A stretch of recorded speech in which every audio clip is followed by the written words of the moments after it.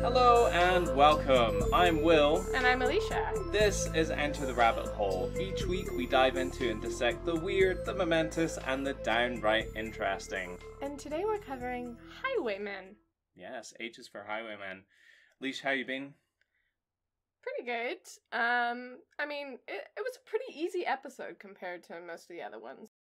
Yeah, and we're relatively lucky in the respect that there are many, many Highwaymen stories for us to choose from. So many criminals to pick and choose. Yeah, we are spoilt for choice.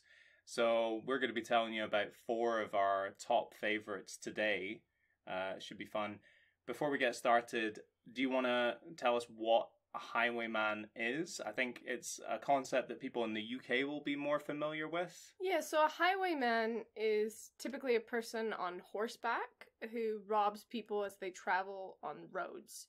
So it could be like on the King's Highway, it could be in the forest, any kind of like footpath.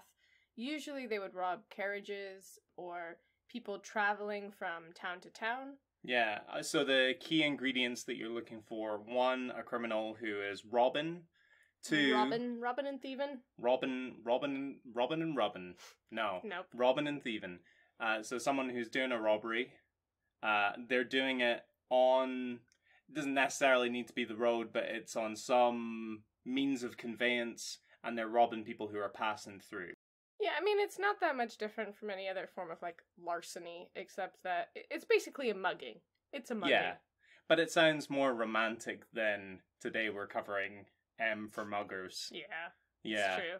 Also, that's several episodes down the pipe when we really run out of ideas.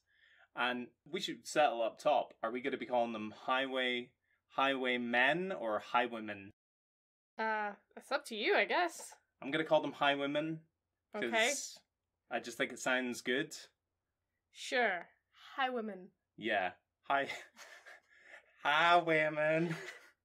Oh, Lord, the highwaymen are coming. Hey, ladies. Just me rolling up on my black stallion, like with my arm propped up in thin air and being like, hey, ladies, your money or your life. This is the Works lesser every known time. Southern highwaymen. Mm-hmm. Yeah. And on that subject, so I did mention before that this is a concept that will be more familiar to people in the UK, especially people in England. I think it's maybe even something that gets covered in schools, whereas it's not really something that we talk about as often north of the border. We'll maybe cover a similar time period, but we don't cover these particular characters. Is that concept that you had come across before we decided to do this episode? I mean, I knew of highwaymen. There is, I've mentioned them before, Horrible Histories, like a TV show and a book series aimed at kids. They talk a little bit about highwaymen, which is how I knew about Dick Turpin, who we'll cover later in the show. Mm-hmm. There's definitely a culture of, like, the romantic highwaymen. Yeah. And I think people in the US would know about them. I don't think people in the US would know a specific highwayman. Sure. Highwayman. And you obviously had already heard the 1980s classic from Adam Ant. Could you tell me why that is your favorite song of the 1980s? Well, it's probably my favorite song just because of the lyrics and the music. Okay, so both of those things. Both of those things together really create an audible song. Yeah, an audible medium for music. Emotion. Yes. Yeah, and often I'll lay in bed at night and listen to this song. Yeah. Some could call it. You do. It's very distracting, actually. I'm really upset by the fact that you do that every night. It's how I fall asleep. Just chanting. Oh, she's out. She's under deep sleep. In all seriousness, that is an absolute banger, and it also has very, very little to do with what we're going to be covering today. My final question up top, Leash, do you think you could be a highwayman? Like, would you turn to a life of crime? A romantic life of crime? A romanticized version of a highwayman? Possibly. But let's be honest, like, who who would get out of their carriage for me? Like, even on a horse, I'm not exactly an imposing figure. And I'd be like, stand and deliver! And they'd be like, is there a small child trying to rob us? Mm-hmm. You would need a really big horse. Yeah. Wearing, like, horse lifts. And I'd probably need, like, you know, one of those cloaks, and then you put something on your shoulders to, like, kind of, like, lift the hood up above your head. Sure.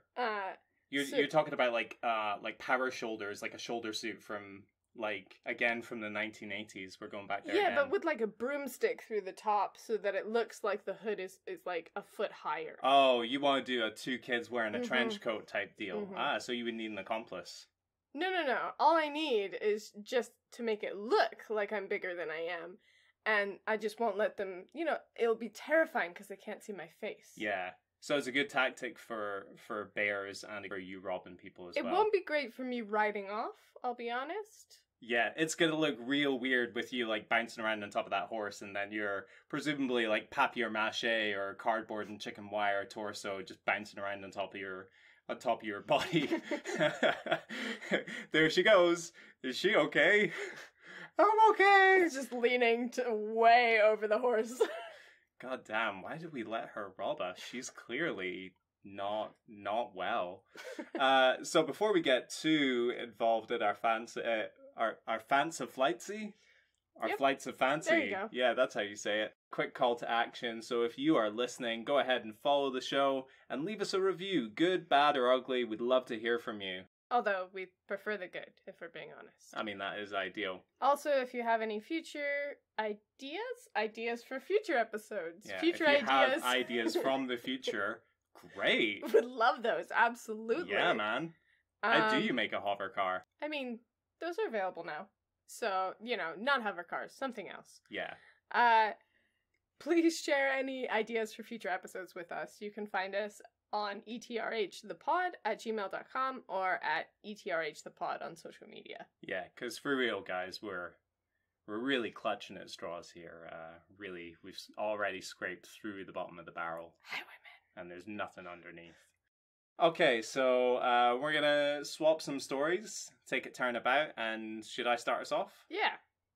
Wonderful. Okay, so I know that we associate Highwaymen with the 1600s in England, but I'm gonna skip over that rather obvious step, and I'm gonna head to France to tell you the story of Louis Dominique Gathausen.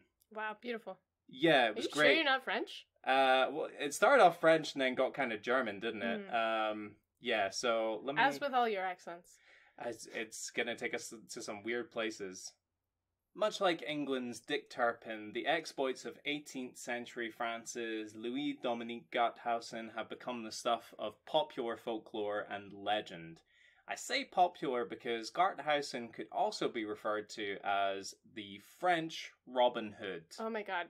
I just want to say a note here. Pretty much all of these highwaymen are the Robin Hood of their time. Yeah, cool dudes, robbing from the rich, giving to the poor. We're going to come across a couple of reasons why that doesn't really stand up. But yeah, on the face of it, you could compare him to France's Robin Hood. He's been immortalized in movies such as the 1962 swashbuckler Cartouche, and even a mention in the video game Assassin's Creed Unity.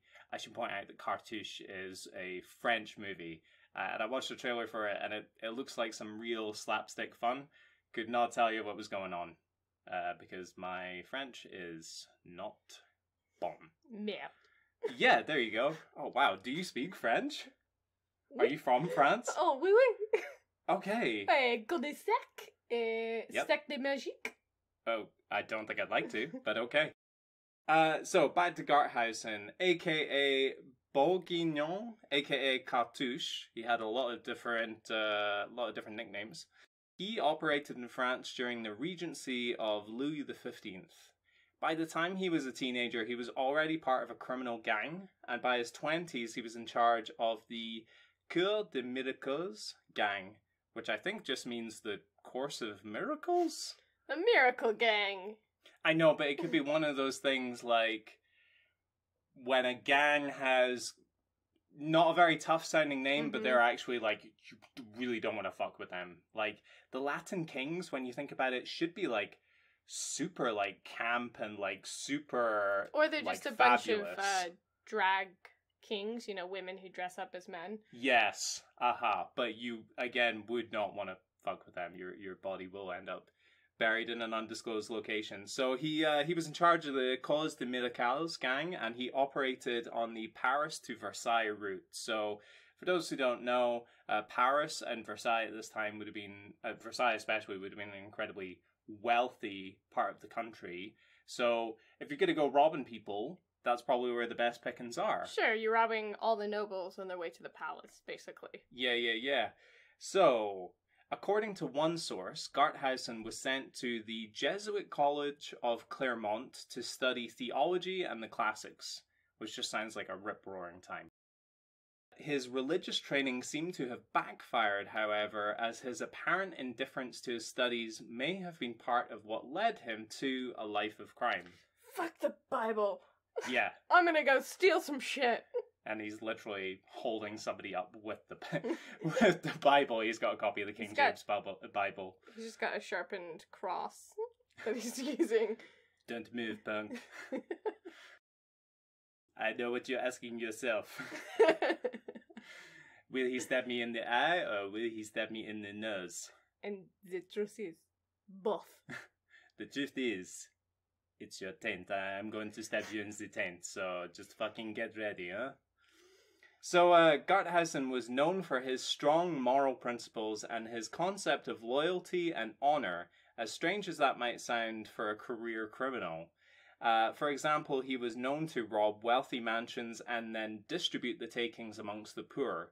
In one instance, he was also purported to have saved a suicidal merchant who had gone bankrupt by paying off his creditors before robbing the money back, of course. So, I think this is kind of common in highwaymen and maybe criminals of a certain time period. Like, I can't remember the name of one of, like, the most famous bank robbers in the US in, like, the 30s, where he would, when they robbed a bank, what he would do is come and take all the mortgages of people in the bank and rip them up so the bank couldn't take money from them anymore. Yeah. And it's not just that these people are like, oh, wow, what a Robin Hood. What a great person.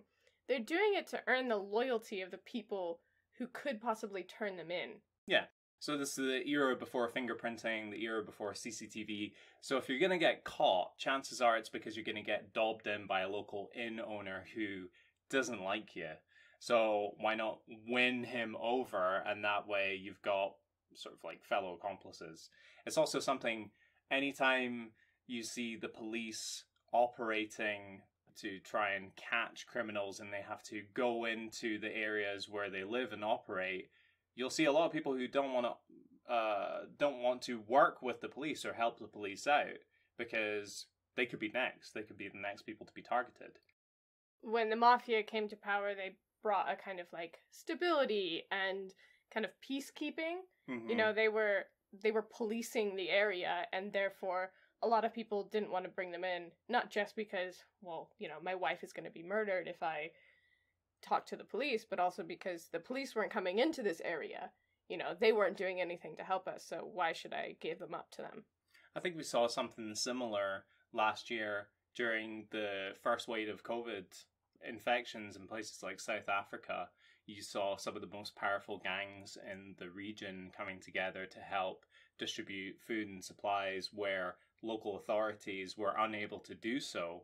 So there is this idea of Garthausen being the people's champion. In fact, there was one source that I read that said that at carnival time he would organize the burning of effigies of local nobles. So I think again this made him kind of a people pleaser. So back to Garthausen. Before you start campaigning for a statue or a public holiday in his name, just know that in other reports, his gang targeted his soon-to-be brother-in-law. So basically, his sister had an arranged marriage, and this was, I think, his, what's the word I'm looking for? Like when you get initiated into a gang, like you get beat into the gang. Okay. Right, so they basically told him, okay, we know that you're going to be marrying into this rich family. What we want is for you to help us set up the would-be, like the soon-to-be husband, essentially. He's going to come over. We're going to rob all his riches. So they snuck into the husband-to-be's bedroom in the middle of the night, him and his gang, and they set about picking the lock on his trunk. The soon-to-be husband woke up, saw what they were doing, but kind of just watched them at work. And then before they were able to open the trunk, he shouted, I don't know, like, "Zut alors, mon Dieu!" And they ran out of the room. Garthausen thought he had gotten away with it, but at I think at the wedding reception, he then turned round to Garthausen's father and was like, your son is a criminal. Your son's a piece of shit. Your son's kind of an asshole, yeah. Worse still, he apparently earned his position as captain of his gang after the previous captain, quote, vowed that when he, the captain, died, Cartouche would infallibly be called to command of the gang. So, Garthausen promptly stabbed him in the heart and told the rest of the crew that he had killed the old gaffer in self-defense. Wow. What a guy. So imagine if, like... Never name your successor. Right, exactly. So imagine if, like, Robin Hood and Will Scarlet are, like, in charge of the Merry Men, and Will Scarlet's getting, like, a little bit too big for his boots, so he just, like, garroted him behind a tree, and then he was like, oh no, the sheriff of Nottingham arrived, and he choked Will Scarlet to death. So, yeah, not as cool of a dude as we might have initially thought. Also, apparently the gang kind of knew that he killed the old leader. But they were cool with it. Well, they were like, well, clearly this Garthausen, this Cartouche guy isn't to be fucked with, so okay, you can be in charge of the gang.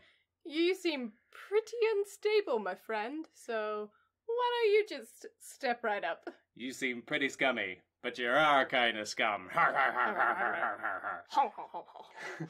You are kind of scum. I am so sorry to all of our French listeners. We are trying to establish an international base of listeners, and we are doing a great job.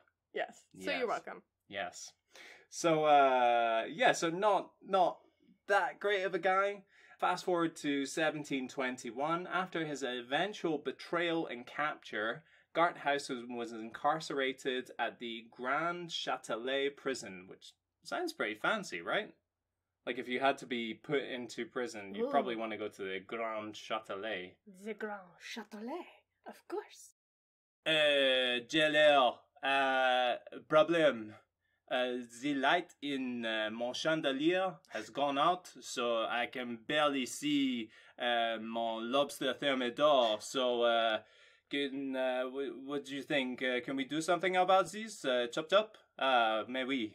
Actually, you're a little closer than you think, because lobster used to be given to prisoners because they thought it was they thought it was kind of disgusting, like it was like a bug in the seas. I mean, they are sea bugs. Yeah, so they used to give lobster to prisoners. You know, yeah, but then, like, one prisoner was, like, making, basically, like, the butter equivalent of, like, toilet wine. He was making, like, toilet butter, and then he dipped his lobster in it, and he was like, this fucking shit. I was like, oh my god, what is this heavenly delight? And as soon as he did that, they saw a smile start to form on the prisoner's face, they ripped all of the lobster out of their hands. Get the fucking lobster out of me. And then drowned them in toilet butter. Porridge from now on for you, you buttery bastard. So despite being, he's shacked up at the Grand Châtelet prison. Despite being placed in chains, he still managed to tunnel his way out of his cell.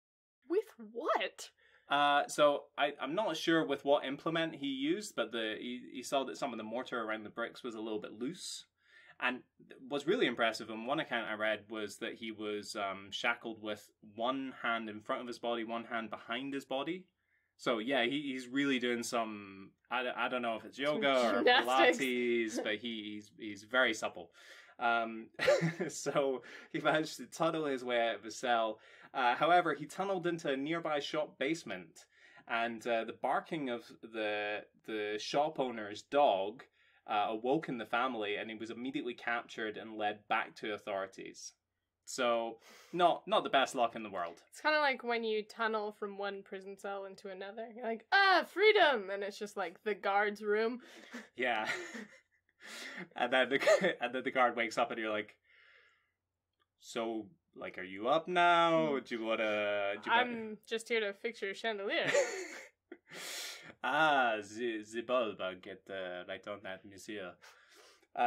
So here's where Garthausen's adherence to loyalty comes into focus. He was apparently tortured repeatedly, including having his legs placed in the boot. Do you know what the boot is? I don't know, but I'm gonna assume it's either some sort of crushing device or something with spikes. Yeah, you got it. It could be both. The idea is that immense pressure is placed on the lower leg and the foot, and they just increase the pressure until you start yapping.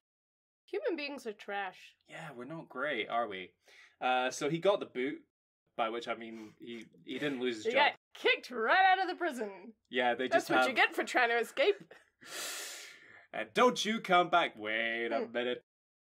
So yeah, they give him the boot in order to give up the names of his accomplishments, but he... He's for the lobster, we really want to know, how are you making the lobster so delicious? Exactly. So he wouldn't give up the name of his accomplices, and he would not relinquish any information on their identities. That was until November 17th, when he was finally led to the scaffold to be hanged. Perhaps he had been holding out hope for the members of his gang to spring him, but either way, when he was being led to the noose, he folded like a hot Mars bar and started pouring out names, a process that apparently lasted the rest of the night. Oh, you know he's dragging that out. Yeah. And then there was, Tom. But, so... We spelled with the two M's? Yeah, well, we also call him Big Tom. But it's, kind of ironic because he's, he's pretty average. And then there's Little Tom. Let me tell you, Little Tom said the funniest thing. Oh, my God. Oh, mon Dieu. Just write it down. It could be important. Go on. So of course you're going to drag that out. Sure. Yeah. And then he's just making up names, and then he's just naming things. And then there was Broom, Brumendel. Toilet butter? Butter? Are you just saying toilet butter? Oh, no, his name is Toy. His middle name is Lebo. Okay. Sure. Alright, so just to be clear, is he Mr. Toilet Butter or Doctor or some kind of honorific? Monsieur. Mais oui, Monsieur Toilet. Are you sure? This looks an awful lot like Toilet you Butter. Son of a bitch! Oh, you got how said I'm going to miss you after we hang you. So yeah, he starts pouring out names, real, fake, who knows, but it lasted until the following day. And unfortunately for Garthausen, his last-minute compliance did not earn him his freedom, or even much of a delay in sentencing. The following day, he was again led to the executioner's business suite for an even worse execution, being broken on the wheel. Why? I mean, this is why you always make sure of the terms of agreement before you sign. I don't know that he had terms of agreement. I don't think at any point they were like, sure. Oh yeah, give us some names, we'll get out of here scot-free. I think they were like, give us some names and we'll kill you a little bit faster. But they didn't. No, they definitely did not. So he was broken on the... There's a few different versions of this story. So in one version of the story, he was basically partially hanged. In another version of the story, they thought they had only partially hanged him, but his noose was rigged in such a way that it broke his neck immediately. So what they were then doing was essentially executing his dead body again. In another version of the story, he was flayed. He was basically skinned alive. But all the versions essentially agree that eventually he was... Do you know what being broken on the wheel means? So it's like a rounded kind of structure that they pull your arms and legs in different directions, right? Yeah, literally like a wagon wheel. So it's got nothing to do with like losing all your money on Wheel of Fortune. Or roulette. Yeah, although many a man, I'm sure, has been broken on the roulette wheel before. Sure. Yeah, they just like made him keep stumping up money and betting on black. No, please, I'm 50 grand in the hole. Let me bet on red just one time. But it was rigged. Yeah. No, being broken on the wheel, as you said, means being tied to a massive wagon wheel with your limbs at different angles and then just being bludgeoned to death. So it's not a great way to go. Is there a great way to go? I mean, okay, I guess if you're hanged and they break your neck instantly, but there's so many cases of like being hanged and then you're just like suffocating, right? And then you can like pull the noose from your neck and give yourself some more air, and then you're suffocating again. Smothered with puppies? No? Because think of the psychological damage you'd be doing to those poor puppies. They don't know any better. They just think you're really tired. Just fell asleep. Drowning in treacle. Ugh. Never. Okay. So tell me the end of the story. So he was beaten to death, and his body was left there for days afterwards, and then his body was apparently collected by surgeons for dissection. I don't know if they specifically wanted criminals' bodies, because I think this was before things like phrenology, where they were studying the criminal anatomy for, to determine what made people criminals. I just wanted to see how big his dick was. Yeah, I think they just needed bodies for dissecting. So that's the story of our first Highwaymen. What a romantic figure, and a romantic way to die. Absolutely. Broken on the wheel. Although I'm pretty sure there's probably a sub-channel on kink.com called Broken on the Wheel. Ugh. If there's not, kink.com, hit me up. Think about it. So while you think of some better ways to maybe be murdered, we're going to take a short little break. Alright guys, see you soon.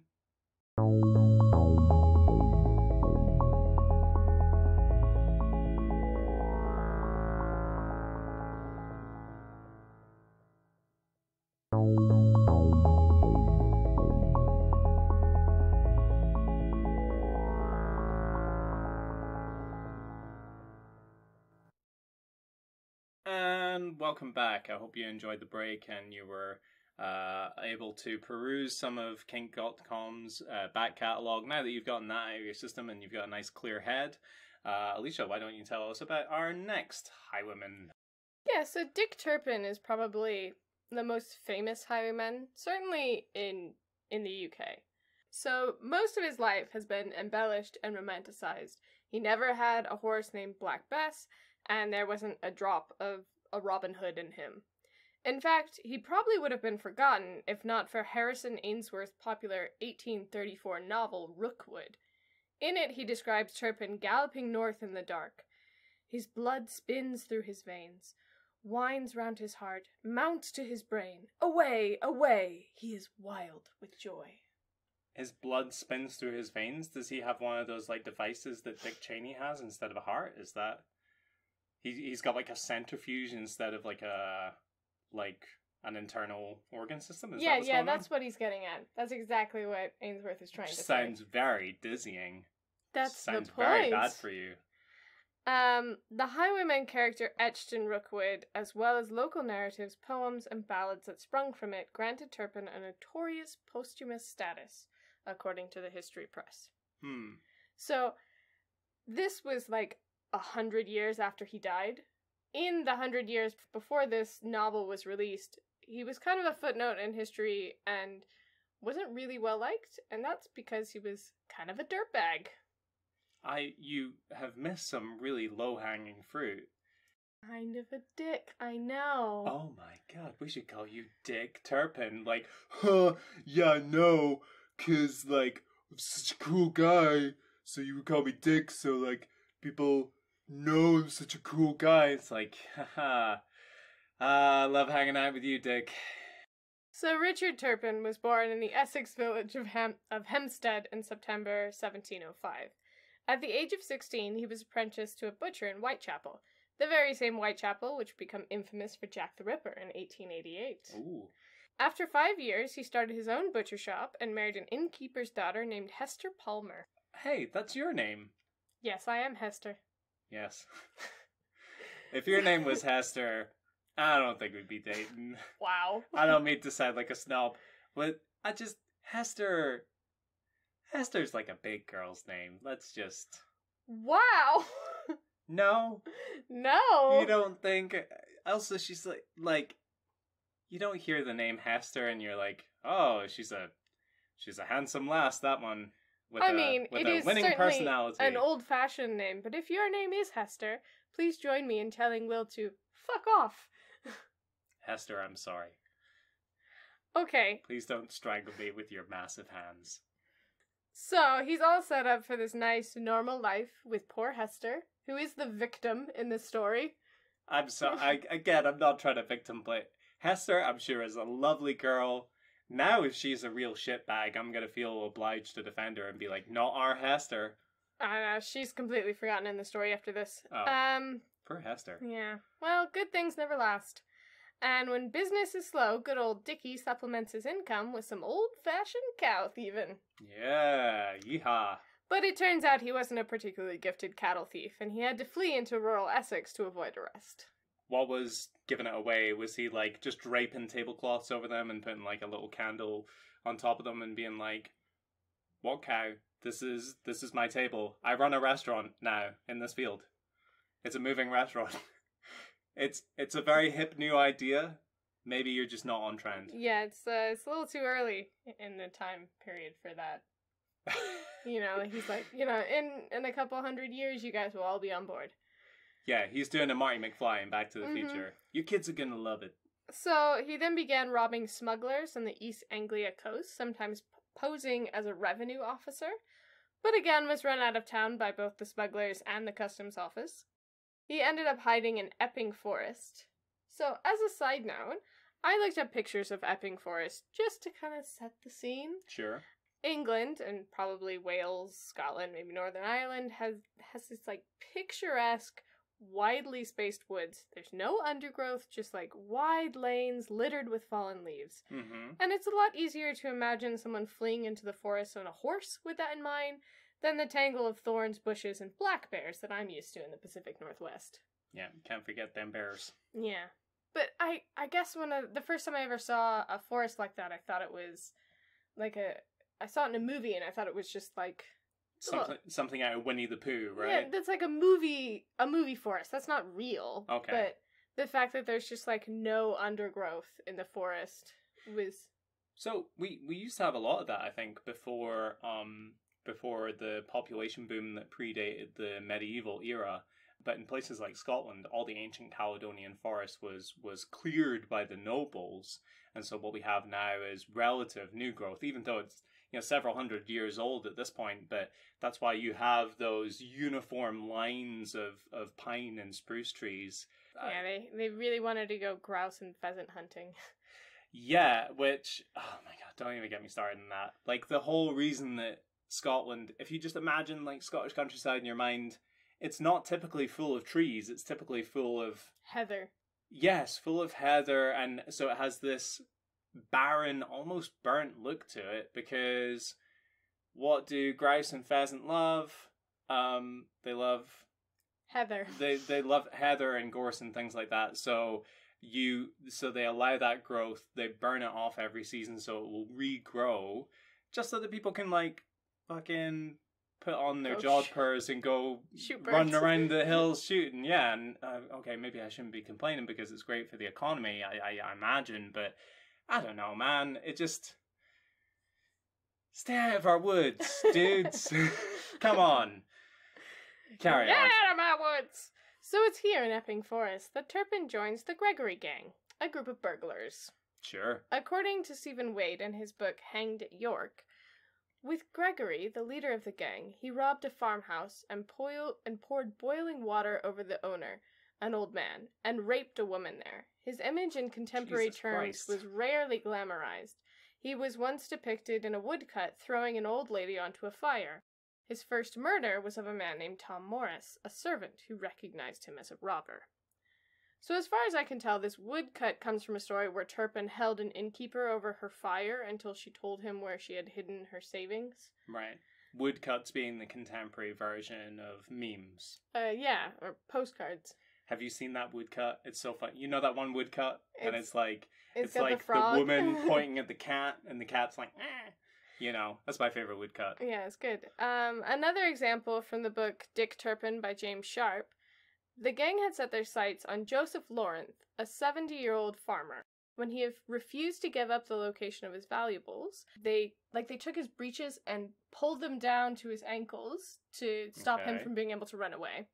Turpin beat his bare buttocks until they were severely bruised, and the other gang members beat the old man about the head with their pistols. A kettle of water was emptied over his head, and he was sat bare-buttocked on the fire in an effort to make him talk. After this, he was pulled round the house alternatively by his nose or his hair by Fielder, Rose, and Turpin. Meanwhile, upstairs, Gregory was raping a maidservant named Dorothy. I just want to backtrack a little bit to the old man and his bare buttocks. Mm-hmm. You know that he was while that was going on, he was going through cycles of like, no, please don't. Ooh, a little bit to the left. Oh, no, a little bit harder. Oh, please don't. Grab the riding crop. Yeah, until they throw him into the fire. It's like, ah! Ooh, it's warm. My safe word! So yeah, these weren't great guys. Yeah, I'm getting that vibe. And the Gregorys, were they men with the surname Gregory, or were they like a group of men with the first name Gregory? Yeah. There were two brothers, and they were kind of the leaders of the gang. They were the Gregory brothers. And then everybody else, there was, from what I can tell, like a fairly large roster in this gang. There may have been like a woman, several men, and like, of course, Dick Turpin. A real rogues gallery. Sure. Eventually, the Gregory gang would find themselves with prices on their head ranging from 50 to 100 pounds. Best as I can tell, in today's money, that's equivalent to anywhere from 10,000 to 20,000 pounds. Damn. You definitely want to have the 20,000 pounds. Sure. Either way, it's no measly sum. 3 members of the gang were caught and hanged, but not Slippery Turpin. He had dreams. Dreams of being a star. Well, at least robbing. He had dreams of robbing. Robbing a star. Yeah. Even the name there's something about the name Turpin. Maybe it's because it sounds like turpentine, but yeah. he sounds like a very slippery character. Sure. He gets away with for a while. In the summer of 1735, Turpin began working with Thomas Rowden, one of the last free men from the Gregory gang, and they began robbing people in the Barnes Common area. But Rowden was imprisoned for passing counterfeit coins under an alias and was soon discovered to be a member of the Gregory gang, and thus sent away to Virginia. Like Virginia, the USA Virginia. Yeah, as in the colonies. So he was sentenced to be hanged, and then the judge showed clemency and instead sent him to the colonies. Was this because I know people joke about a lot how Australia was founded by criminals because the practice at the time was if you did something wrong, you get sent to Australia. Were they doing the same thing with the US? Yeah.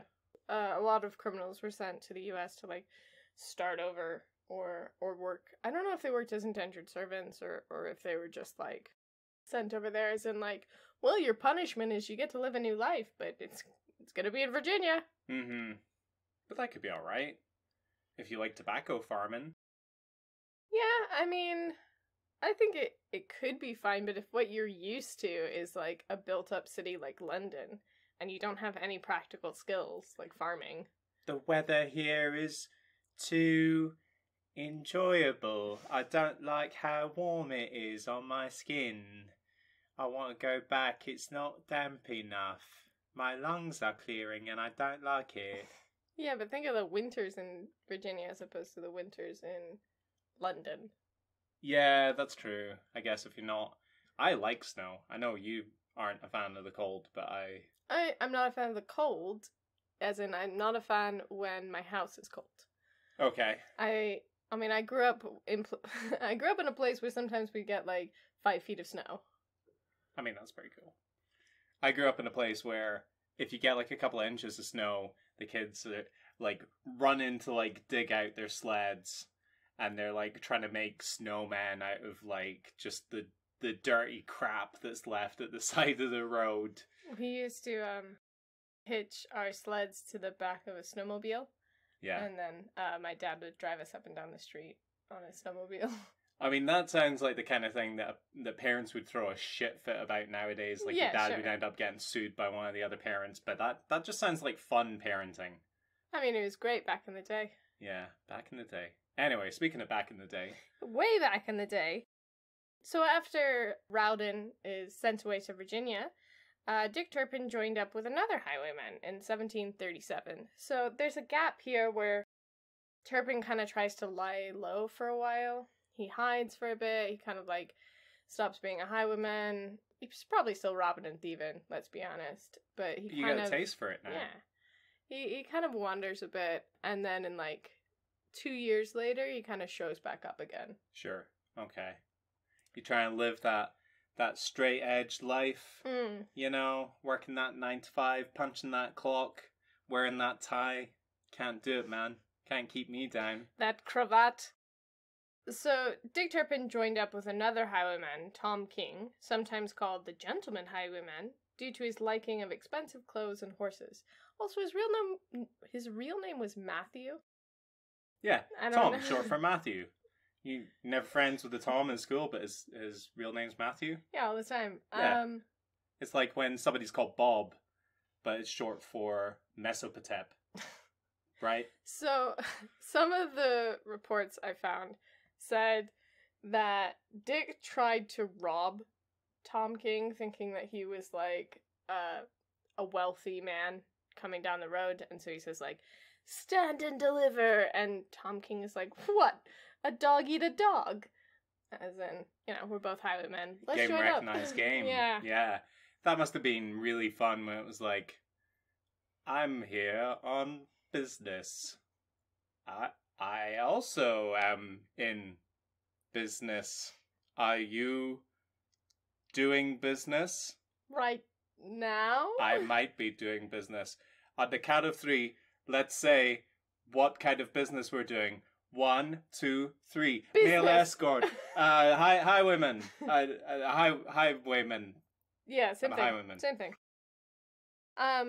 So the pair, they kind of rob for a while, and then they end up stealing this horse named White Stockings, named, of course, for its big old white stockings, like the markings on their legs. I thought you just had a kink. Yeah. He likes white tennis shoes and long white stockings. So they steal this horse, which I think it's either like a prize horse or like a race horse or something like that. Sure. And it's like a very distinctive looking horse, and they just kind of take it to London and put it in a stable at an inn. Solid plan. And so the guy whose horse has been robbed is like telling people, so people are going around looking for the horse, and they see it in a stable in an inn in Whitechapel. It's just a normal looking horse, but it's got like suspiciously black legs, and there's like a tin of black paint in the stable. You would think that they would, because like that was common practice, is to take like grease or like some kind of colorant to like color away markings. Okay. But they're just so dumb. They just don't give a fuck. No, this is our horse. Black stockings. Black stockings. As you can see from its black stockings. It's No, don't touch them. He doesn't like ironic that. name it is. Yeah. You know, like irony, like an iron. Like horseshoes. Yeah. They're irony. So it was pretty easily found, and a fight erupts wherein King cries out, "Dick, shoot them or we are taken by God." And Dick takes out his pistol and fires 2 shots into Tom King. Accidentally. Quote unquote. Oh no! Bang! Oh no, Tom! I'm so sorry. Oh, I missed. Bang! Oh, Tom! I'm such a clumsy fool. And then King says, Dick, you have killed me. And then Dick Turpin runs away, or he rides his horse away, and it turns out Tom King lives for another week, in which case he calls Turpin a coward. I'm going to tell you 2 reasons why that didn't happen, right? Number 1, why would you... That's like writing exposition rule number 1. Show don't tell. If you are like bleeding profusely from your bullet holes, you're not going to be like, Dick, you killed me, because it's apparent. Number 2, somebody just shot you 2 times, so you're not going to be like, oh, dude, you killed me. You're going to be like, motherfucker. Alas, for I am shot. Dick, come closer. You son of a fucking bitch. dickhead. Fucking kill you. Yeah, so King eventually dies of his wounds, and I guess there's like a couple sources of later Dick Turpin's like, I was my best friend and I killed him. Turpin returned to Epping Forest, where he had a hiding place in a cave. It had, in some reports, a bed, some wine, some new shirts, so just like all the essentials. Yeah, obviously. Bed, wine, shirts, But wine shirts, but shirt wine. Would you let me finish? Wine-colored shirts. Yes. So he obviously had heat on him, so he has to vacate this cave. And as he's kind of leaving, there's a man named Tom Morris, who we mentioned earlier. Tom Morris is a servant of one of the keepers of the forest. Mm-hmm. So, just to clarify, his name is short for... Gregory. Ah, yes, obviously, yeah. Yeah. I'm Gregory, but my friends call me Tom. Yeah! Yeah, of course, yeah. And I'm Gregory, but my friends call me Thomas. Greg. Thomas Greg. I fucked it up. We're the Gregory boys! Hey! So Tom Morris, who was actually called Tom. Yeah, his real name is probably Tom. Mm-hmm. So he's a servant to one of the keepers of the forest who's like, stop people from poaching in the forest, you know, all that kind of stuff. And he kind of, poor Tom, because he's like, he sees Dick Turpin and he's like, I know who you are. Like, I'm gonna arrest you. And Dick Turpin's like, oh, I'm so sorry. Like, I think you have me mistaken by someone else. And he's just kind of like biding time, and then he grabs a pistol and kills Tom. Yeah, he is the dude in the movie who you'd be like, don't fucking... You're the first one to get killed in a horror movie, Tom, if that is your real name. Let him talk. Yeah, this Dick Turpin sounds like a real low-key motherfucker, but not as charming as low-key. Yeah, he's a real piece of shit. So he then does some more robbing before it comes like, you know, too hot, and he's gotta scram. God, this robbery's so hot. He's just dressed head to toe in leather. You know, he's got like a bull whip on his hip, and it's like, I'm always covered in sweat. But thankfully, the new shit. Do you want to do over? Yeah. Take it from the top. Thank you. 5, 6, 7. Covered in sweat. All this leather is making me so hot. Thank God for this new talcum powder. Nailed it. Yeah. Okay, so he eventually finds himself in the Yorkshire village of Brow? Are you asking if I want to go to the gym and lift? Hey, bro. How are we spelling that? Okay, Brough. I mean, I stand corrected. Thank you very much. That can only be like broch. So the West Yorkshire village of Brough. Yeah, bruh, where he sets himself up as John Palmer. I'm John Palmer, bro. Bruh. A horse and cattle dealer, bruh. Yeah, he's a horse and cattle dealer. My name is John Palmer, and I'm selling these protein shakes. They will get you super ripped. It's just cow's milk. It's horse milk from my surreptitiously designated horse. Black stockings. Don't touch his legs. Don't touch those legs. So, according to the history press, one day in October 1738, as he and some friends were returning from a shooting trip a little worse for drink, Turpin impulsively shot one of his landlord's gamecocks. Hey. Nope, letting it go, just carry on. And when told by a companion that he had done a foolish thing, drunkenly replied, "Wait until I have recharged my piece and I will shoot you too." But what a comedy of errors that could be. He shot me cock! What? The landlord's cock! Me cock! Look! I'll show you me cock! Oh. That's a bird. Oh, that's still bad. I just need a second to calm down, though. Let me just process this information. Okay. Everyone knows that you can't go on a shooting trip without a little booze. Yeah, sure. Guns, alcohol. Healthy mix. Natural bedfellows. So he's arrested and makes his fatal mistake. He writes to his brother-in-law in the hopes that his brother-in-law will find some character witnesses for him. Okay. Yeah, because we all know Turpin's, like, left a bunch of friends in his wake. But you know he is one of those assholes. He sounds like such a narcissist. He'd be like, but I'm Dick Turpin. Everybody loves me. Like that guy I shot in the cock. Or that other guy I shot 2 times and then he told me I had killed him. Best friends. Some of my best friends. Some of my best friends, I didn't even try to murder them. Okay, so he writes to his brother-in-law in the hopes of finding character witnesses. But in a twist of fate, Turpin's former schoolmaster, James Smith, saw the letter and recognized the handwriting to be that of Turpin's. Ah, shit. You know he wasn't any good at school either. Yeah. You know he was that one kid the schoolmaster was like, I can't wait to see you, like, at Tesco packing my bags. But how distinctive must his writing have been? Like, okay, sure, it's a small village that he grew up in.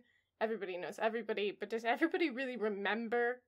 Does your schoolmaster remember your handwriting from 30 years ago? My name is Dick Turpin. The I in Dick it's a little heart instead of a dot. No, I've put a little pistol on the top of the dot. No reason. I just like pistols. Don't read too much into that.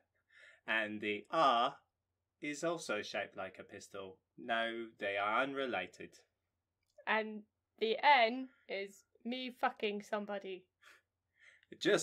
I'm looking at your letter here, and it's real gross. It's just a shopping list, but it's the handwriting, sir, is very gratuitous. Filthy. Yeah, I can't. Here you are. I can't sell you fruit and veg today. Okay, so in York, in the April of 1739, the pockmarked former butcher donned a new frock and pair of pumps, which would have been low heels at the time. Okay, sorry. Give me that again. What's he wearing? So he's no longer wearing the hot leather. He's got a new frock coat. Got it. And a pair of pumps. Sounds sexy as all get out. I just imagine him doing one of those, like, one leg straight, one leg, like, pumped up, arched back. Oh, yeah. Okay, so he's wearing his best blouse and his fuck me heels. Mm-hmm. Yeah. And he paid 5 professional mourners £3 and 10 shillings to follow him in his cart to the gallows. That's how to do it. Yeah, I mean, he ain't got any other friends, so... And then he comes in like Logan Paul at like his last boxing match with like his hype crew behind him. Sure. I'll pay you a couple of shillings extra to shout, "Woo boy, go, yeah, go." So, he was led to the gallows, nicknamed the Three-Legged Mare. So, I mean, there's been so many dicks and cocks in this story. Is he... No, he's not nicknamed the Three-Legged Mare. The gallows itself is, because it's like 3, it's instead of like 4, like... Yeah? Prongs? Yeah, 4, Christ. Legs? Yeah. Yeah. It just has 3. Stabilizers. Yes. You're on that... You're still on those kiddies gallows. Mm-hmm. Your gallows has stabilizers. I'm on the big boy gallows. I can hang myself all by myself. Woo! Yeah. Well, spoiler alert, he does. He's led to the gallows, and he turns to say a few words to the hangman, and then threw himself off the ladder and died immediately. Fuck you. Fuck you. Fuck all of you. Bye. Crack! Yeah, so that's the story of Dick Turpin. He then, of course, becomes famous 100 years later and is turned into this, like, really romantic figure who rides back Black Bess from York to London or London to York. Yeah. And to the extent that his loyal horse dies of exhaustion. Sure. But they've got the rail strikes on and stuff, so it's difficult. You can't even... Do you know how much it is for a rail ticket from York to London And I'll nowadays? be damned if I'm taking a bus. Yeah. Forget business class. Forget getting one of those quiet coaches. No, you're going to have to take your horse and then exhaust it to death. Yeah, ride it to death. Yeah. And then paint his legs. No matter how many Go Faster stripes you paint on his legs, there's just... I mean, you know. That's because you should have painted them on the body. Yeah. Everybody knows that. You don't paint the Go Fast Me stripes on the wheels. Yeah. Lead poisoning does nothing to make a horse go faster. It just makes it kind of woozy, actually. But it sure feels great in its last moments. It sure does. It sure does. It's like the, what is it, like the 1904 Olympics where the guy's on rat poison as he's running the marathon. Oh. Oh, yeah. Maybe we'll cover that in a future episode. Stay tuned. Yeah, M is for marathon, like the world's worst marathon. All right, so would this be a good time for a break? I think so. Yeah, let's take a good old break.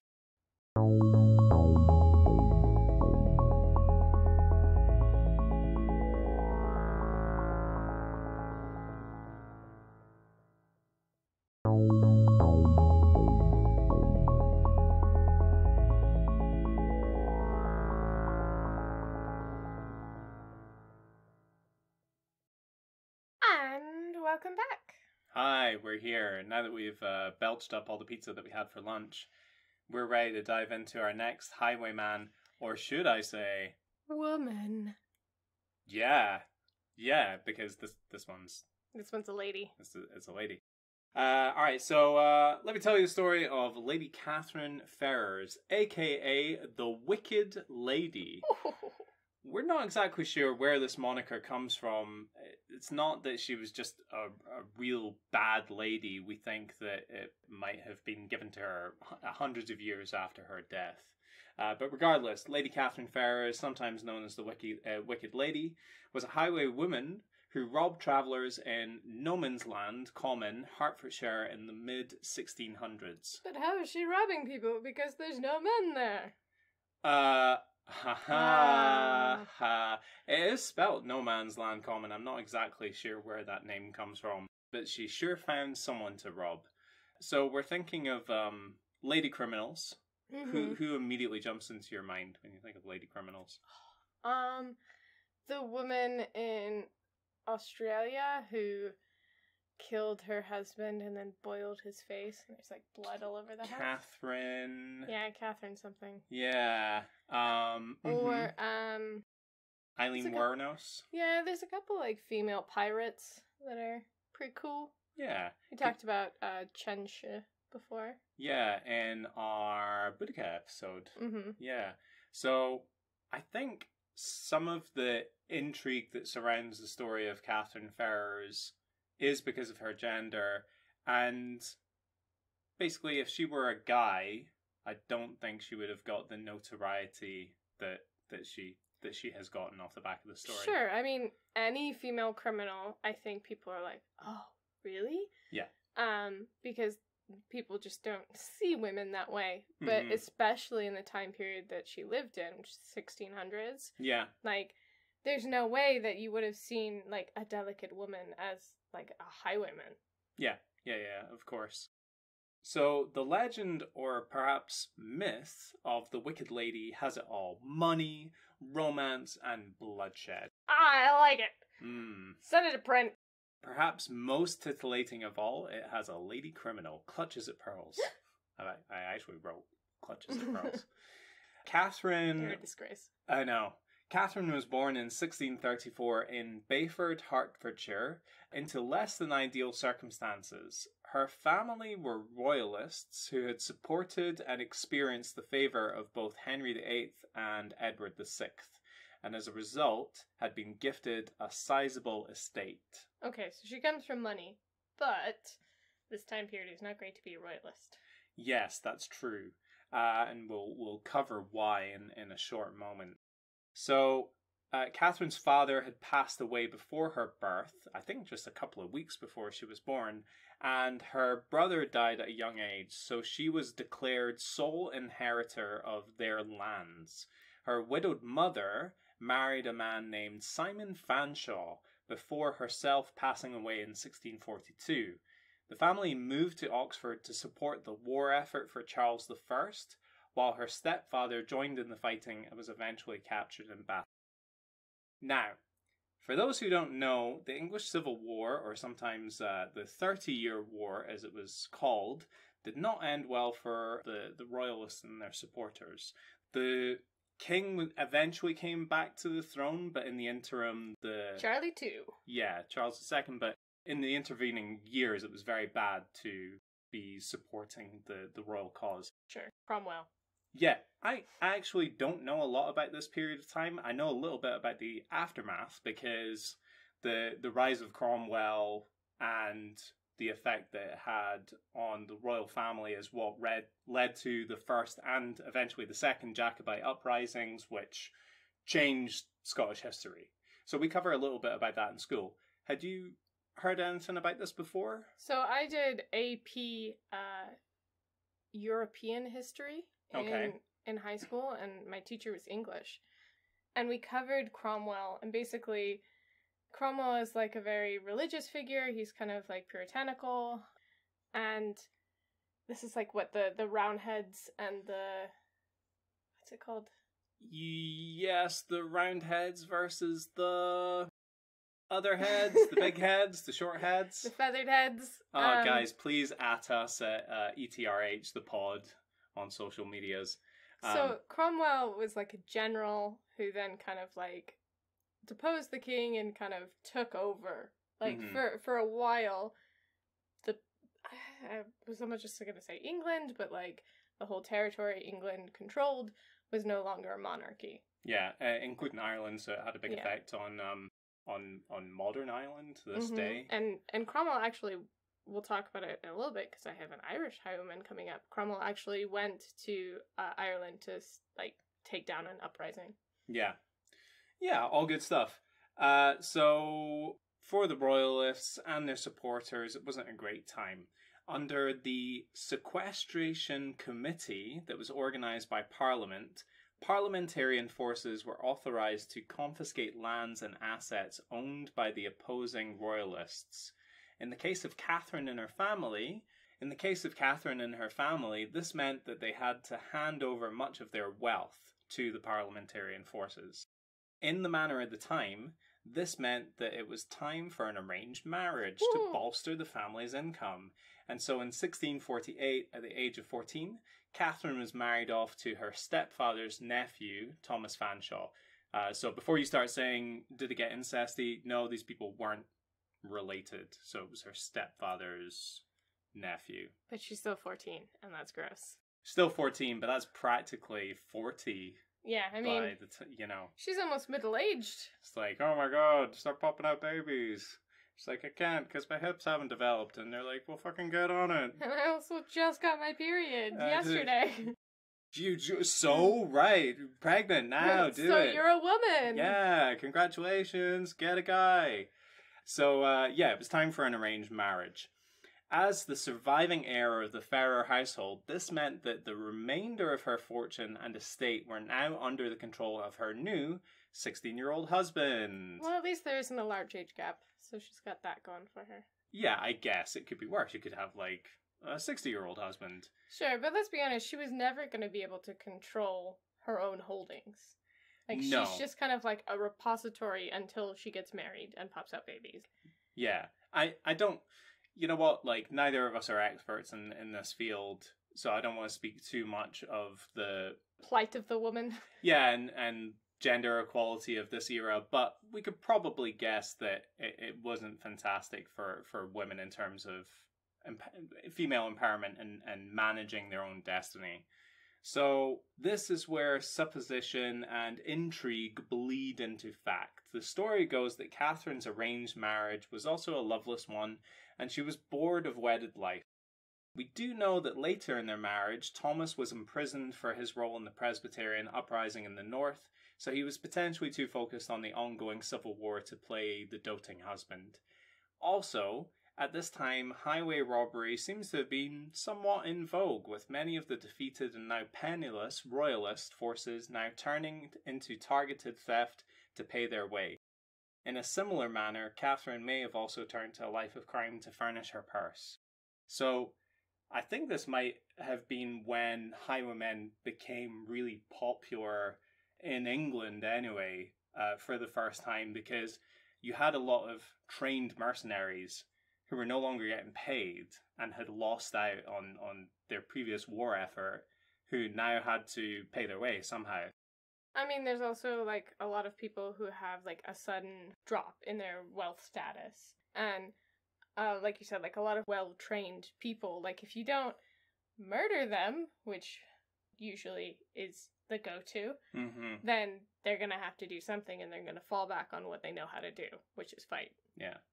I'm a little bit disappointed by this part of the story, to be honest, because when I started doing research into Catherine Ferrer, I thought there was going to be a clear why. I thought even if a lot of it was mythical and had been made up after the fact, that there would be a clear through line. So her family passing away at a young age corrupted her, and that's why she turned to a life of crime, or her husband was murdered, and right, or repeatedly cheating on her, so she did it as a way to act out, and the fact is, it sounds like they were not doing well financially, and the money that Thomas Fanshawe, her new husband, was then kind of taking from her estate and securing for his own family, it sounds like it left them worse off, especially when they lost a lot of that money in the war. But she wasn't completely penniless, you know. Yeah, but I mean, that's the thing about history, right? It's not a story, and so there is no clear motivation for people. You know, it's possible that she started into robbery and highwayman lifestyle. Yeah, highwaywoman lifestyle. Highwayman vibe. Living that hashtag highwaywoman life. Because like she didn't have any control of her own finances, so maybe she had access to money through her husband, but it's not like she is going to be able to take her own money. I guess it's because there are some clear embellishments in this story. There are parts where parsing out the truth, what actually happened, is more difficult. And you would figure that while you're busy embellishing other stuff, that you would also give her motivation? Give her some kind of motivation. While the exact origins of Catherine Ferrer's criminal exploits are unclear, what is oft repeated is that she fell in with a man, her money-making and romantic accomplice, Ralph Chaplin. In some accounts he was a farmer, in others he was referred to as a farmer's son. It's not apparent whether he taught her the tricks of the trade, as it were, but in most tellings he was caught and killed. However, this did nothing to curb Catherine's after-hours activities. So I guess the point here is that they were working together, but he wasn't the sole driver behind her highway robbery. Sure, he didn't corrupt her. Yes. Catherine's exploits supposedly came to an end after a botched hold-up on Nomansland Common. She appears to have been shot while trying to hold up a driver. She managed to return to her home at Marriott Cell, only to have her bullet-holed body discovered by servants the following morning, still dressed in the men's tri-corner hat and waistcoat she wore to stick up her victims. So the story goes that she managed to drag herself home, and apparently at her home in Marriott Cell, this big fancy house that was part of the family's holdings, she had a false wall or a closet in the downstairs stairwell, and so that's where she would keep her highwayman garb. Her gear, so from lady to highwayman in one short staircase. Which in some reports they found, like, during a renovation of Marriott Cell years later, they found a false wall, which again added a little bit of fuel to this idea that she was like a cross-dressing highwayman. Catherine Ferrer was buried at night on the 13th of June 1660 at St Mary's Church, Ware. It would seem that she had brought too much disgrace upon her family to be interred in the family plot, or to even be buried during the daytime, as is customary. How much of this is fact and how much is fiction? Well, we do know that Catherine Ferrer definitely lived and was married off to Thomas Fanshawe, and that she died childless. and that she died childless, not childish. Maybe, we don't know. We're not putting that... I don't want to die. You can't make me. No. No. So, but she had no kids, and that's the important thing.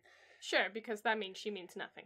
Yes. Her role as a woman, essentially, completely empty.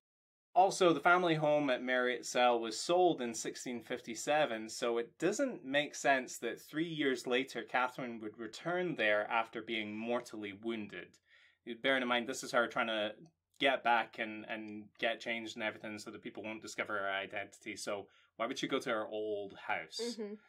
A book published in 1927 by the surviving Fanshawe family places her at London Strand in May of 1660. She had been reunited with Thomas after his political imprisonment, and the two were celebrating the return of King Charles II to the throne. The family history states that she did die in June of that year, but there is some speculation that this may have been from complications due to a miscarriage as opposed to her being shot to death. Okay, so there's no proof anywhere that she was actually a highwaywoman. Not a whole lot. At the very least, there's a lot of conflicting evidence. And again, as in the case of Dick Turpin, a lot of this has been reimagined years after the fact. So, for example, there's a nursery rhyme that came about the location of her hidden treasure, where she kept all of her ill-gotten gains, which seems to have come about years and years after her death. So I guess it's just what happens when you die. Like, people can take certain liberties with your story. Either way, the story of Catherine Farrer lives on. She was immortalised in not one, but two movies, one that came out in 1945 and a remake in 1983. They are called The Wicked Lady, the latter of which stars Faye Dunaway as Catherine Farrer, if you're interested in checking them out. I haven't seen them, so could be good, could be bad, don't know. Stories of her ghost-haunting Marriott Cell and the surrounding Hertfordshire countryside have generated a bumper trade in ghost tours, and there's even a pub named The Wicked Lady in St Albans in memory of her, or at least in a more sensationalised memory of the Catherine Farrer story. So what do you think of that? Yeah, I mean, was she real? Was she not? Does it matter? I mean, she was real. Sure, I mean, I guess as a highwaywoman, was that persona of her real? It takes us all the way back to our Boudica episode where we couldn't even say for certain that Boudica was real, but the revisitation of her story over hundreds and hundreds of years and being morphed over time, that's important to some people. Yeah, do you think the Catherine Farrer story is important to some people? Certainly the ghost tours. Yeah, definitely. Like, if you are a local business owner in Hertfordshire, the story of the Wicked Lady probably has some interest to you. How often do we look at men through the lens of, well, what did you do for men? What did you do for the furthering of, like, the male gender? But when we see powerful or famous women, we almost immediately do that as kind of a knee-jerk reaction. Sure. I don't know that she did anything in terms of that other than, like, break stereotypes of what a woman could be. Yeah. It's not as though she went around sticking up men and cutting their penises off and throwing them into bushes, and then she'd let the women go. She'd, like, give the money from the men to the women, like some kind of weird, like... Robin Hood. Yeah, like gender-fixated Robin Hood. So, I don't know. I really don't know. But it's a fun story all the same, and I'm sure the ghost stories generated by this tale are fun to hear as well. So sure, and it's not like there weren't female criminals all throughout time, you know. Just because there aren't as many or they're not as often immortalized, it doesn't mean women can't be pieces of scum. Oh, no. You definitely can be a piece of scum. Yeah. You could be anything you want to be. You could be a piece of scum, you could be a piece of trash, you could be I don't know, like a soiled nappy, whatever you want. Sky's the limit. Wow, nobody's ever told me that before. No one's ever told me I could be a soiled nappy. Wow. Oh, my dreams are coming true. They sure are. So before we jump off of Catherine Farrer, not the way I wanted that to sound, if you have seen either of the movies, or if you've had a pint at The Wicked Lady, please at us, at ETRH the pod. on Instagram and Twitter, or drop us an email at etrhthepod@gmail.com. So, our fourth and final Highwayman is Captain Gallagher. So, I believe his name is Roger Gallagher. No idea when he was born, probably the late 1700s. But he was born in Bunnacolon. That's how I'm saying it, and I won't take any notes. Thank you very much. Peek behind the curtain. Alisha actually watched some videos before this episode started recording to practice the pronunciation of the place, and no word of a lie, that's actually, I think you articulated it more than the guy who was saying it as welcome to Bunnacolon, and then just Bunnacolon, and then just kind of mash all the sounds together inside your mouth. But I think that's how you, like, all British words are like that. Like, all British place names are like that. I don't know what you're talking about. Mash it all together. So, he began his life of crime in County Mayo in the general west coast of Ireland. With a small gang, he raided mail coaches and ransacked the houses of the rich gentry. His activities were very popular with the impoverished common people. So we got ourselves another Robin Hood motherfucker. Yeah. So it says, writing for the BBC, Ronan O'Connell notes that after robbing mail coaches, they, Gallagher and his followers, spread their spoils through the community. They also tried to protect Irish peasants bullied by British landlords. Okay. Because the landlords were coming around and, like, taking their lunch money and, like, pantsing them. Kicking sand in their face. Stop colonizing yourself. Stop colonizing yourself. Stop colonizing yourself. Yeah. So there are several folktales of Gallagher helping the peasants. Basically, all of this is speculation. I don't have any, like, real hard sources.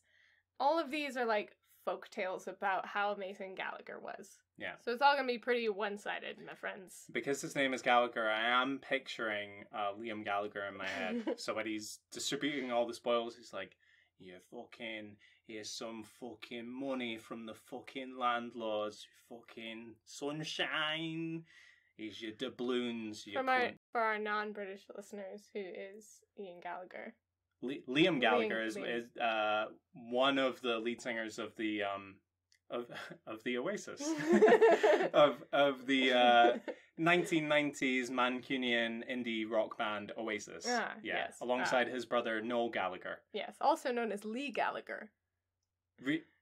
But yes, you said Ian Gallagher. Oh, sure. Yeah. It's fine. I'm sticking with my impression. Okay. So there are several folktales of Gallagher helping the peasants. Supposedly, once a woman was hurrying home after selling her last cow to make rent. A man in the shadows asked where she was going in such a hurry. Yeah, love, where you going? Yeah, that's Irish. No. No. As I said before, I'm sticking with Liam Gallagher. I understand that he is an Irish man from Ireland, but I'm going to stick with my terrible Mancunian impersonation. Sure. A man in the shadows asked where she was going in such a hurry. She replied that she wanted to be home before dark in case Captain Gallagher robbed her. The shadows smiled and gave her money for the cow and rent and bade her to tell people that Captain Gallagher is not so bad a rogue as he was made out to be. Yeah, I'm a stand-up bloke, is this gonna continue through the whole rest? Yes. God. Buckle in, guys. So, there are a lot of these kind of stories, like, in one of the stories, there's, like, a shop owner, and he keeps getting robbed, like, every night, and so he, like, hires a guard to watch his shop, but he's still getting robbed, and so Gallagher hides in a trunk in the shop and surprises the robber as he's robbing the shop, and it turns out it's the guard that the guy hired. And it's just, like, a lot of, like, wow, what a great guy he is. His hiding place sounds kind of dumb, and then you remember that, like, when Batman does this kind of shit, you never see where he goes after he goes off screen. When Commissioner Gordon turns around and he's like, what the fuck? And he's just booking it across the rooftops. Yeah, or he's just, like, crammed inside of a cupboard, like, please go. So, as we mentioned before, it's important to note that at this period in history, the Irish had been occupied by the English for 600 years. In the mid-1600s, Cromwell had invaded to quash an Irish rebellion, and likely thousands of civilians were killed in the process. Irish landowners were dispossessed and their land was given to wealthy Brits. Yes, and some Scottish people as well. Yes, we know. Yeah, I'm not. I'm not bragging about it. And we got some too, guys. Did you know that? I thought you were saying. Yeah. I thought you were saying that we were also. No, we're also kind of culpable, and there's a very tangled history there, which I am not an expert on, but I'm enough of an expert to know it's a little bit of a touchy subject. So Captain Gallagher was famous for his raids on these British landlords, and at one point he reportedly made a landlord in Killasser? Kill. I'm sure it's pronounced like Killasser, but just go with Killasser. That's how it's spelled. Yeah, a landlord in Killasser. So he made a landlord eat half a dozen eviction notices for tenant farmers before escaping with the landowner's valuables. Oh, yeah. Eat it. Yeah. Don't even chew, just swallow it like a snake. You're a fucking duck. Eat him like a fucking duck. Quack, quack, motherfucker. Can't see the face that I'm making, but it's not good. Yeah, just not enjoying this, guys. But in the end, these are all stories, and we don't actually know that he was this Robin Hood figure. It could be that he did give money to the poor Irish around him, but his motivations might have stemmed from the fact that peasants are a lot less likely to turn you in when they're culpable. Yeah, also, paper, I think, was real thick back then. You know, it was like proper parchment, so it's really hard. Had a lot of calories in it. Yeah. Probably a lot of fibre, though. I imagine that landlord had some good pooping after that. I think he was probably pretty blocked up, if I'm being honest. For 20 years, Gallagher evaded the Brits, but eventually he came down with an illness. A neighbour tipped off the British, and in some reports they even, kind of poisoned him and tied him up. And 200 men were sent to arrest him.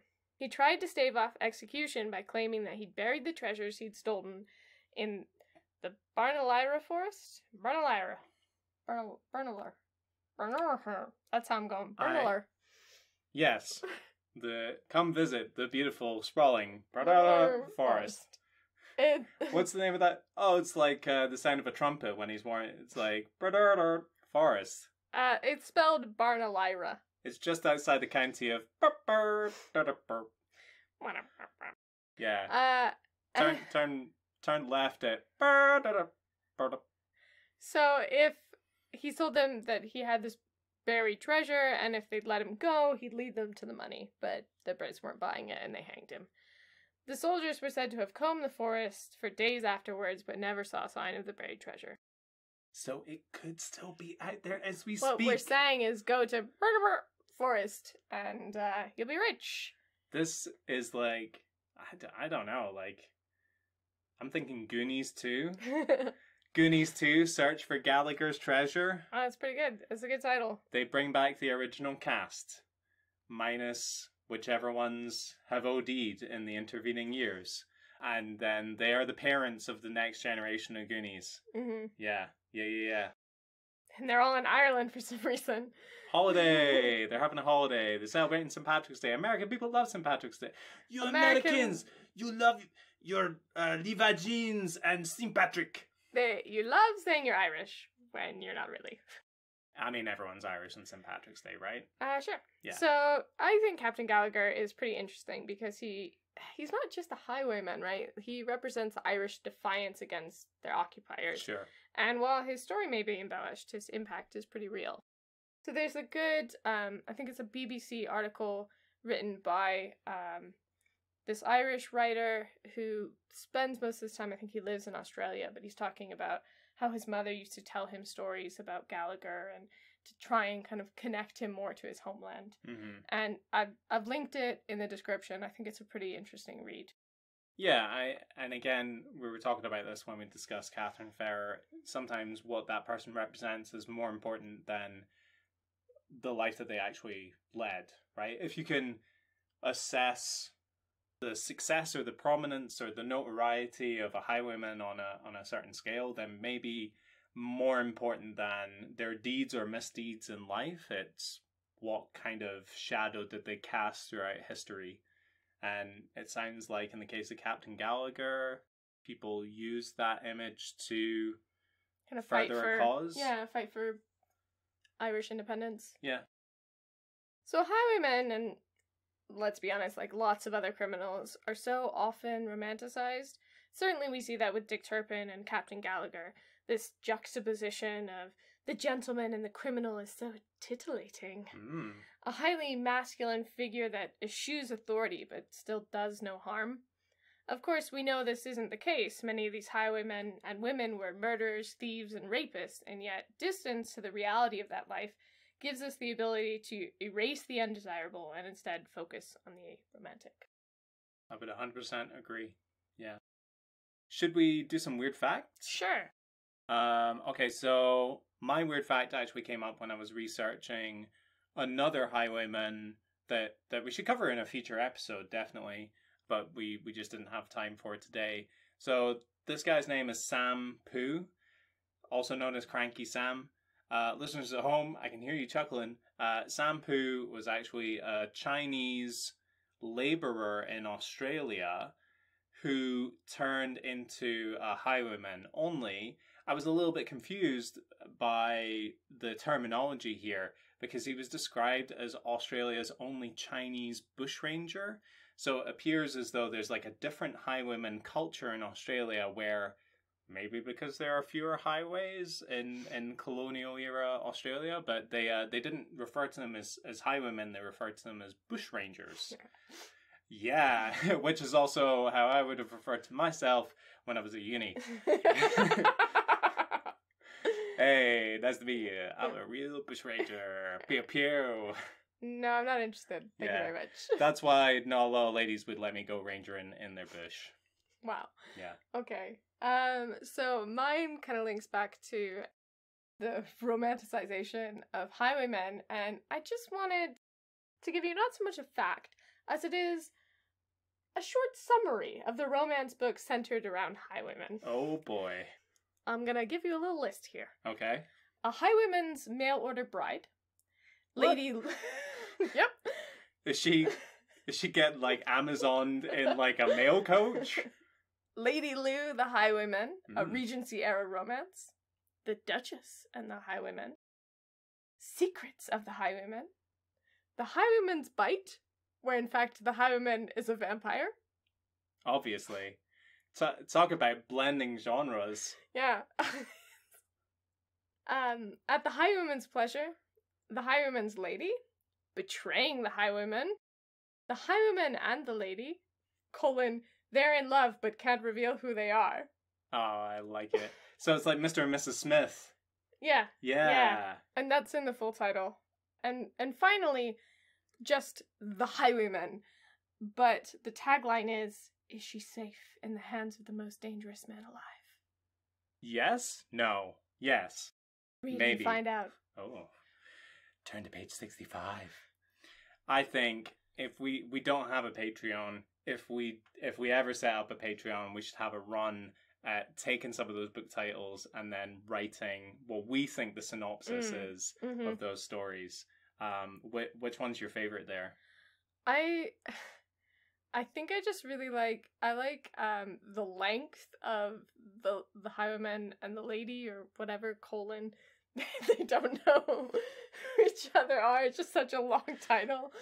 And it's all capitals. Every letter is capital. You're trying to make your elevator pitch to your publisher also the name of your book. No, but also they don't know. Are you still typing this? You don't have to type this part. Wait, stop typing that. Don't type that.